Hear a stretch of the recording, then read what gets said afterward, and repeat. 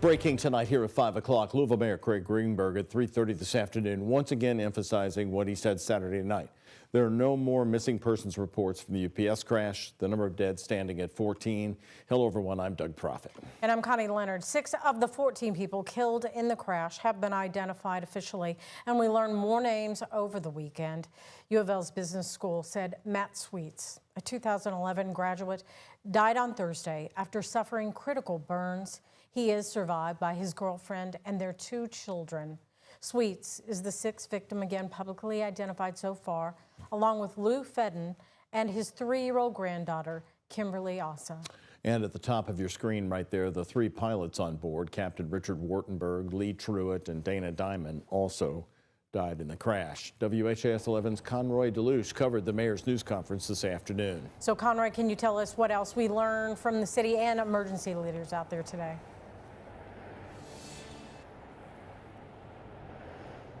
Well, Louisville emergency leaders did confirm that the city is actually in charge of the debris field area where NTSB is still investigating, that mostly along Grade Lane and the surrounding areas that are just south of the airport. And they are working to try and reduce the footprint in order to release access, at least to some of those business owners, people who've been trying to get back to their businesses for the past 6 days now that have been unable to. They've been allowed to go for short escorted visits, but other than that, that entire area has been shut off to the public for most of the past week, and there is still a long way to go in this investigation.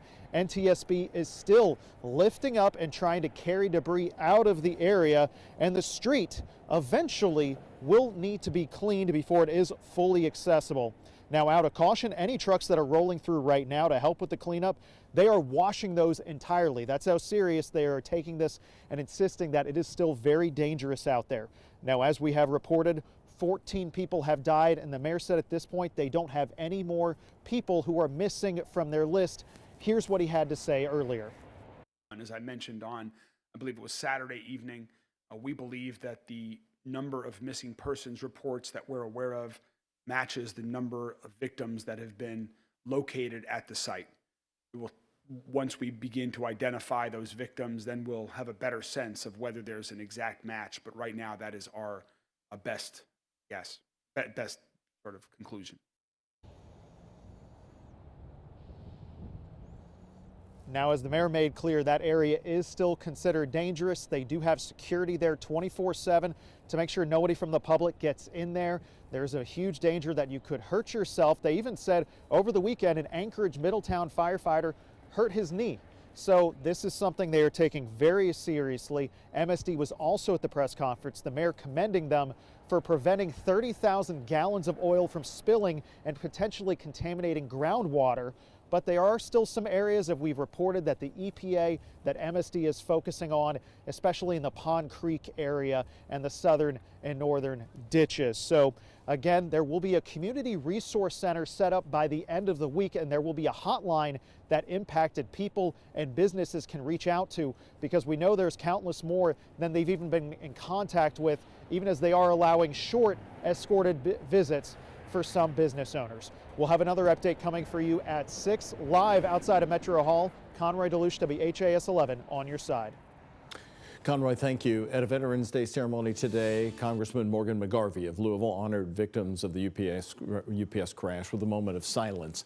He also thanked fire and police departments from across the city for putting themselves in harm's way and saving lives. McGarvey says the NTSB is working to give families more answers about what happened in the crash.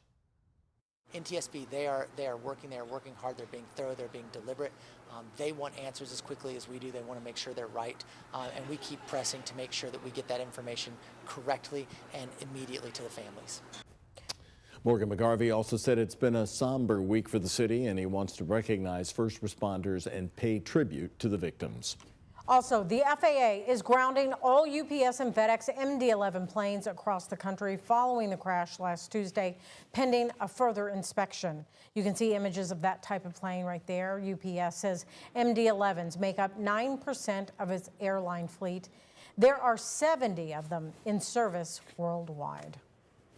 Meantime, the Independent Pilots Association is responding to the grounding of the MD-11 fleet at UPS, saying aviation safety is the most important thing to our pilot group, and the grounding of the MD-11 fleet at UPS will help answer the question, was Flight 2976 an aircraft-specific issue or an MD-11 fleet-wide problem? Our coverage is still underway of what is Louisville's worst air disaster in our history. Tomorrow puts us at the 1 week point since the crash at 5:13 p.m., the official time given by the NTSB. You can download the free WHAS 11 app to watch live news conferences and our newscasts, as well as follow along on WHAS11.com to stay up to date on the latest details on this story.